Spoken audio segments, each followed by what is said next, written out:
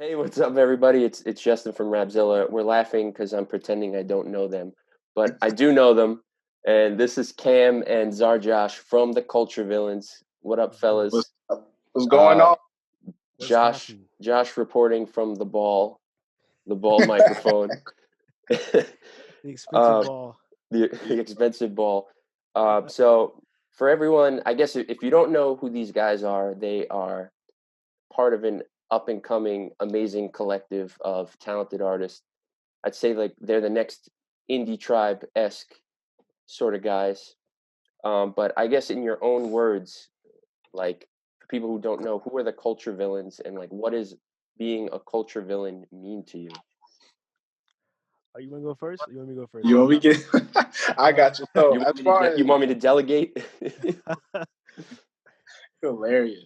So as far as who we are, so we're individual artists, a part of this collective music company called Culture Villains, and basically all Culture Villains is it's a like I said, collective of artists that are firm in their beliefs, firm in their God given purpose, and trying to use that to kind of combat some of these uh, norms you see in society in our culture. Mhm. So that's where the whole culture villains comes. Things we're like against anything in culture that's against our beliefs, which is obviously everything that has to do with God. So Right. mhm. Yeah, like pretty much what Cam said. Mhm. Um, but like how we go about that is like we're very, very like blunt, straightforward, and we're not scared to say what's on our minds, what's on our hearts. So like we mhm. stand up for what we believe in, and we're not afraid to say what we say, and we mean what we say 100% of the time. And you're saying that with a smile too. Yeah, It's like, yo, I'm gonna say it. I'm definitely gonna say it. He's like, I will ether you and love you at the same time. in the name of Jesus. And then I will wrap circles around you, literally on this circle while I'm smiling. All right, so what about individually? Who are you guys as individuals? you got this one first. Josh, you go Okay. first. So I say CZAR Josh. He's like, well, like my tagline on my Twitter bio says a rapper of the times. So basically, like whatever's going on, and like my own experience, or like places that I grew up in, or like places like the places I grew up in, like Yeah, that's what's gonna be in my music.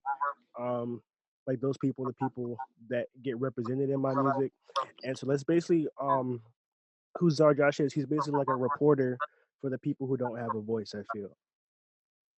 dope, dope. Fire. So me, my name's Cam, as you can see.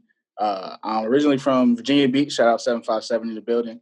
But kind of similar to Josh, for me, how I came into music kind of was due to my peers and trying to be kind of like that positive light for them while also Yeah, just kind of keeping it real. So my main thing, I really feel like everyone has a God-given purpose, and I really want to see people attain that. And I want to see people kind of push past what they think are their limits. So that's kind of the gist about me when it comes to me musically. I want to try to keep pushing people forward. So yeah, and I guess like a perfect introduction to you guys would be for everyone to check out the Preseason album that you Oh guys yeah, did.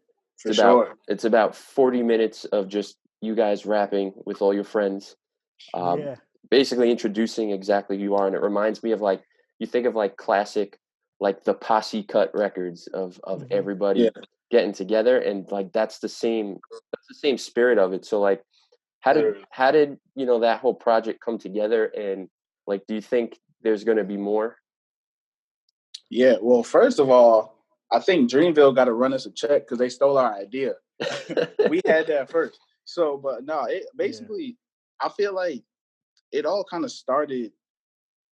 I feel like it started in the group chat. Like we are trying to figure out because we're coming into the year trying to figure out, what we're gonna do musically, what we're trying to do. Because I Yeah, think there was talks of like maybe each of us doing an individual project or things like that. Hmm. But we kind of felt like, we need to introduce ourselves, if you will, kind of to the industry. So they're like, what better way to do that than to have, all the artists team up with, all of our homies and create a dope little project. So Yeah, it was like a giant compilation project because like we really had like a bunch of singles, and we were trying to figure out yeah, mhm, yeah, yeah, yeah. like where the mhm, singles were gonna go, how are we gonna drop it, how are we gonna release it. And Travis was like, "How about we just I'll come out with like a big project, slap them all together, and Yeah. yeah, It's like it's kind of like a greatest hits for you guys because, like you said, they were kind of a lot of those tracks were standalone singles, right? So yeah. you just needed a Yeah. home. You needed a home to put them in. Hmm. Exactly. Exactly. Like even for me, like that was when I really just became part of the team. And Right. so Roll the Dice was like my first like single where like, and I had a couple other with that. Josh had a couple with that. And so it was kind of like, well, what's the best way for us to kind of maneuver as far as establishing ourselves Yeah. in the game and getting these out. And so the compilation definitely was a great move. So that's the preseason. So is there going to be a season or a postseason, or are we going to get something? Well, Playoff. right now we have no sports, so now would be the time for you guys Yeah. to come in. Um, Oh, man. we can't really say too much about that, can we? Oh, Like I don't know, that's man. to be announced. all right. So there's a cut here in the video. There's more lighting on my face. Just want to point out the obvious. But so for you guys, you're stuck in your homes right now. So I know a few of your incognito tour dates were canceled, right, because of this. So Yeah. so what do you think tours are going to look like if you could speculate, like moving forward after all of this is done? Mm. I feel like there's gonna be like more virtual ones. Yeah. Um, Mhm. as far as like the more like the higher up stars, Yeah, yeah, like yeah. Travis Scott, for instance, like Right. Yeah, the Fortnite that's, joint, yeah.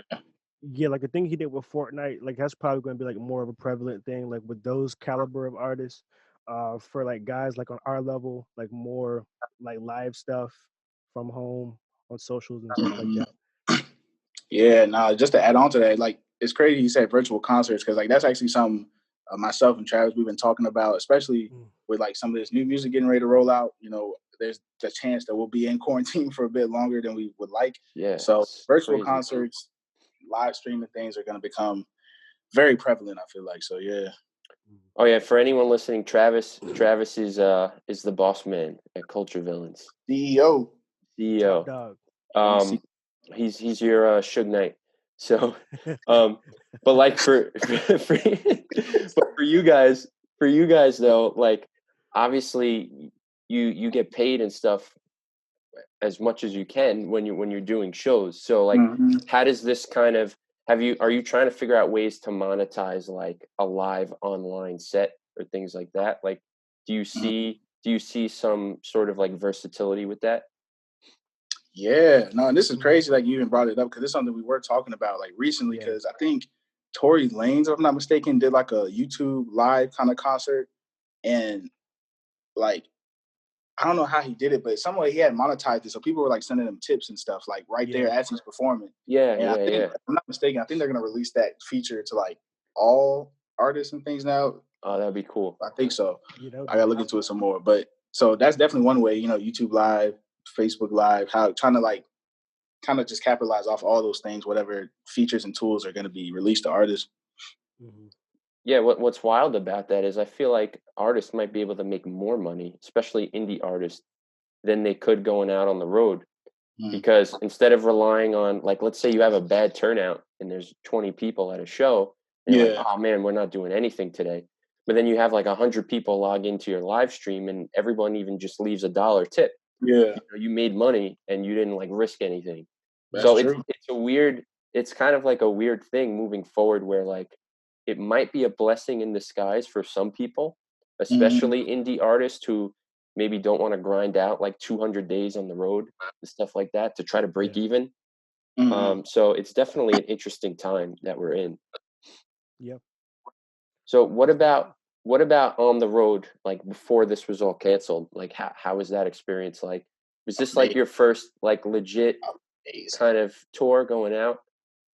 well, oh, we had the preseason tour before this Yeah. Oh, one, right. Hmm. and that was crazy. And this tour was also crazy as well. The last show we did was in Texas, um, with Shout like out that. Johnny. Yeah, yeah. Big shout to Dallas.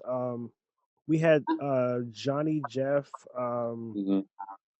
Mikey J, Miles Hmm. Minnick, and a bunch of like guys from the Texas scene there as well, that started the show off, and that show was phenomenal. Probably Yeah, like our best one yeah. for the Texas Incognito tour. always. Hmm. And from everybody I hear, they're like, "Oh man, you got to come through Yeah, Texas." Like Texas Yeah, always it's just holds it different. down. They really do. Like they really support like really hard, and it's like yeah, they'll support their own, but whoever their own endorses as well. They're like, okay, you're cool with them, you're cool with us. So hmm I think the difference between the Incognito tour and preseason tour was like I feel like preseason tour we tried out some things, just trying to figure out how this whole thing Right, works. right, right, We definitely learned from like those from that time, put it into this one and created something completely kind of different. We right. partnered up with a lot of different artists for this one, whereas last time we were just relying on like maybe like venue connection, things like that. Yeah. yeah. So this tour definitely for me it was like we hit a new level. That's how I felt. And then by the time we got to the Dallas show, it was like this is crazy. So Yeah. How many dates got canceled? It was like 2 or 3. I know we had Atlanta was the next one coming up that we were really excited for too. Ah, yeah, yeah. We had what was the other? Pennsylvania, We had another. What was the other one after Atlanta?